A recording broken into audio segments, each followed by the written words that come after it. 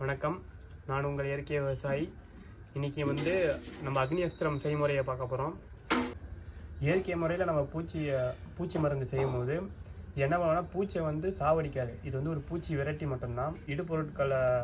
இடுபொருட்களோட ஸ்மெல்னால இந்த பூச்சிலாம் விரட்டப்படும். பூச்சி சாகாது. ஸோ நம்ம இந்த பூச்சி மருந்துக்கான இடுபொருட்கள்லாம் என்னென்னு பார்க்கலாம் வாங்க. இது தேவையான இடுபொருட்கள்லாம் என்னென்னு பார்த்தீங்கன்னா, நாட்டு புயலை ஒரு 3 கட்டு, பச்சை மிளகா ஒரு 5லேருந்து 8, அப்புறமா பூண்டு அது ஒரு 200 கிராம் எடுத்துக்கோங்க. இது மலை வேம்பு. வேம்புலேயே 2 வகை இருக்குது. ஒன்று வீட்டில் யூஸ் பண்ணுற வேம்பு, இது மலை வேம்பு. அப்புறமா ரொம்ப முக்கியமான விஷயம், இதை பானையில் மட்டும்தான் செய்யணும். எந்த ஒரு மெட்டல்லையோ எந்த ஒரு அலுமினியம் பாத்திரத்துலேயோ செய்யக்கூடாது. பானையில் மட்டும்தான் இதை செய்யணும் நம்ம இந்த மருந்தை. ஸோ நம்ம ஒரு பானை எடுத்துருக்கோம். ஸோ இது ஒரு நாட்டு மாட்டோட கோமியம் எடுத்திருக்கேன். நாட்டு மாட்டோட கோமியம் ரொம்பவே முக்கியம். அதில் தான் நம்ம மருந்து செய்ய முடியும். அதுவும் ஒரு பூச்சி வரட்டி தான். மருந்துக்கு தேவையான அனைத்து இடுபொருட்களையும் நல்லா நம்ம அம்மியில் வச்சு நல்லா இடிச்சிக்கணும். இப்போ மலை வேம்பை நல்லா இடிச்சிக்கிறேன். நல்லா ஒரு அந்த எசன்ஸ் வெளியே வர அளவுக்கு நம்ம நல்லா இடிச்சிக்கிட்டால் மட்டும் போதும்.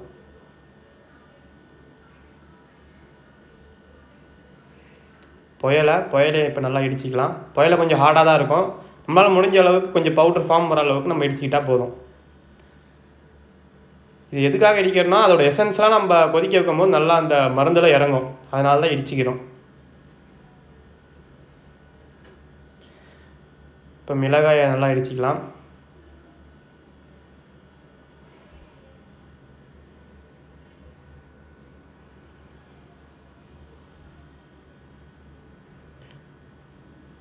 பூண்டு நல்லா இடிச்சிக்கிட்டோம்.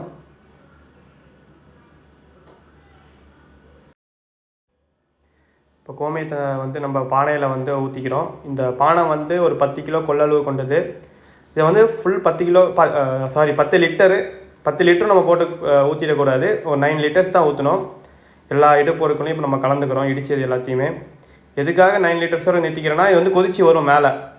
ஸோ கொதிக்கும் போது நம்ம போட்ட எல்லா திங்ஸும் வெளியே வரதுக்கு நிறைய சான்சஸ் இருக்குது. ஸோ அது உள்ளே நல்லா கொதிக்கணும். அதனால் ஒரு கொஞ்சம் கேப் விட்டுக்கணும். நம்ம இடித்த எல்லாத்தையுமே நல்லா இடித்ததை நம்ம உள்ளே கலந்து விட்டுக்கலாம். குச்சி வச்சு ஒரு வாட்டி கலந்துக்கணும். அப்போ எல்லாமே நல்லா மிக்ஸ் ஆகும்.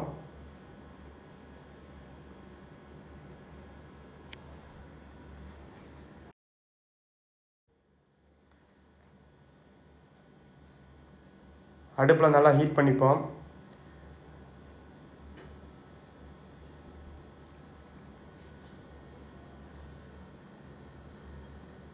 மேலே க்ளோஸ் பண்ணிக்கிறது ரொம்பவே நல்லது. ஏன்னா அந்த எசன்ஸு அந்த ஸ்டீம் எதுவுமே வெளியே போகாமல் நம்ம உள்ளே வச்சிட்டு இருந்தால் சீக்கிரமாக ஹீட் ஆகும். ப்ளஸ் நல்லா அது மிக்ஸ் ஆகும் உள்ளே. ஸோ மேலே நம்ம தட்டோ இல்லை ஏதாச்சும் ஒரு ஹார்டான பொருளை வச்சு மேலே நம்ம மூடிக்கிறது நல்லது.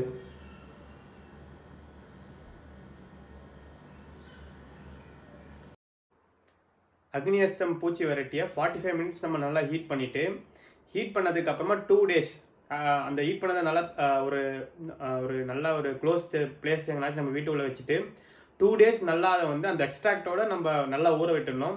அதில் இருக்கிற எல்லா சாரும் நல்லா அந்த மருந்தோட மிக்ஸ் ஆகி ஆஃப்டர் 2 டேஸ் அதில் இருக்கிற வேஸ்டேஜ் எல்லாத்தையும் தூக்கி வெளியே போட்டுட்டு அந்த லிக்விடை நம்ம ஒரு க்ளோஸ்டு கண்டெய்னர் ஒன்று அந்த பானையிலேயே நீங்கள் வைக்க போகிறீங்கன்னா பானைக்கு மேலே ஒரு துணியை போட்டு மூடிடணும்.